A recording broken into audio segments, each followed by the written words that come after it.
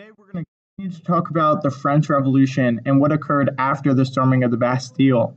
After the storming of the Bastille, France is going to go into a period of time known as the Great Fear.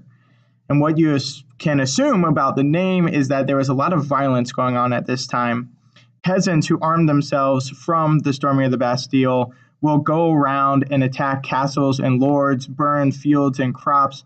An important part is they burned documents of dues and payments. And so by this, they relieved themselves of debts. There weren't computers that held on to all this information. All the information was held on by written paper. And so by burning this, they relieved themselves of their debts. So after the time of the Great Fear, we are going to see the end of the old order. So nobles give up their aristocratic privileges. They agree to not have tax exemptions.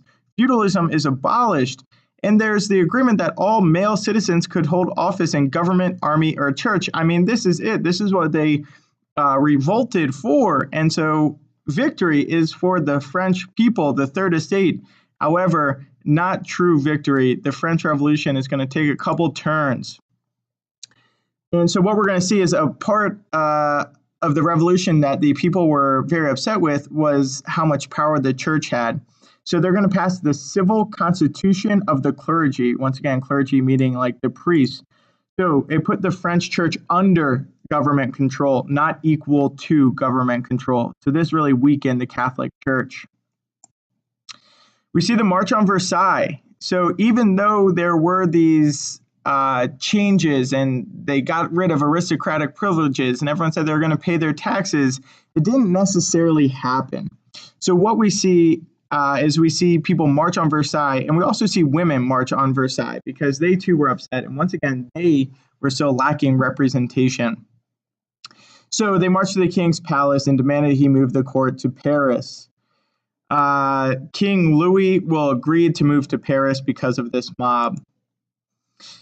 So they institute a new constitution in 1791. They still had a monarchy, so they still had a king. However, they limited the king's power. They set up a legislature, a one-house assembly where members were chosen by the voters, right? So that is where you get that consent. That is where you get that representation. And this new constitution actually led to more unrest. A big problem in the French Revolution is that there were two sides. Some thought that they went too far, and some thought they did not go far enough. And there's fear of breakdown of law and order. And we will see the breakdown of law and order. So as things started to get a little crazy, King Louis and Marie Antoinette tried to escape. They were captured, and they eventually will be guillotined. They'll have their heads chopped off. So France wanted to create a whole new society. They wanted nothing to do with the past.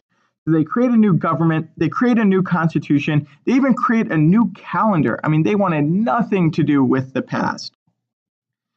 And so this French Republic started to take on the role of a government and try to control the people.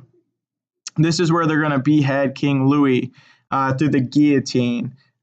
This device here that we see on the right in this image, where there's a big blade that gets dropped over to cut off his head. Marie Antoinette will also have her head chopped off. And then that's going to take us to a time period known as the Reign of Terror. So there's civil unrest.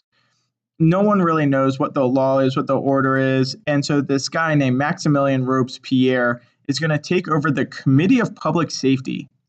So his job is to protect the public. And so he thinks the way to protect the public is to execute traitors.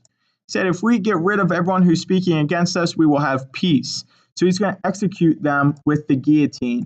An estimated 40,000 people were killed in this first year by Maximilien Robespierre's order. If you guys think back to the Declaration of the Rights of Man and of the Citizen, it talks a lot about a fair trial, and that the laws were, had to deem if someone was found guilty or innocent. We lose that here. We don't really see fair trials during the Reign of Terror. Robespierre will be soon arrested himself, accused of leading France into a tyranny and dictatorship because he had all the power. And he too will be executed by the guillotine. All right. we're going to stop there for now. We're going to continue with the rest of the revolution and the rise of Napoleon. Thanks. Bye.